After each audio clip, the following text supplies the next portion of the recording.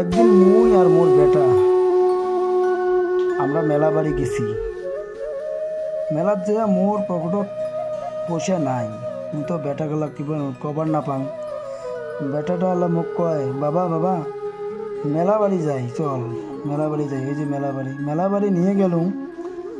যাওয়ার পরে দেখো মোর বেটাটা খালি মোরটাই, বাবা এটি কিনি দে, ওটি কিনি দে, ওটি কিনি দে, বাবা এটি চড়িম, বাবা মুই নাগরদোলাত চড়িম, বাবা মোক গোল্লা খোয়াও। মুই খালি কোনো রকম করে বেটাটাক মুই বুঝি আসং, বাবা র অল্প পরে খামো, অল্প পরে নেমো, অল্প পরে এলা এটি চড়মো, অল্প পরে চড়ি এটি এলা মেলা ঘুরি বেড়ামো, অল্প পরে আসি। হ্যাঁ, এবারে কিন্তু মোর পকেটত পয়সা নাই। পয়সা নেওয়ার পকেট, তারপরে মুই চিন্তা করলাম একটা বেটাটা মোর অল্প একটু মানে উপরে মটকা কুয়ের উপরে নজর পড়ছে।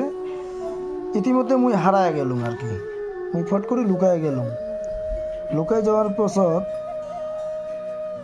যখন ওই ঘুড়ি দেখে বাবা নাই, বাবা নাই, বাবা নাই, বাবা কোথায় গেল, এলা মানুষে পুজ করে,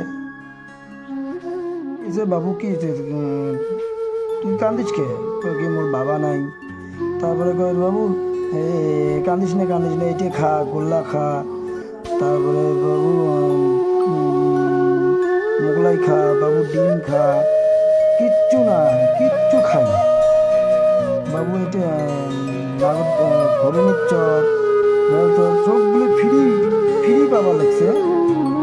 তখন এর কোনো দরকার নাই, খালি সিপ কার দরকার, একমাত্র তার বাবা লাগে। তাহলে বাবা কেমন বস্তু?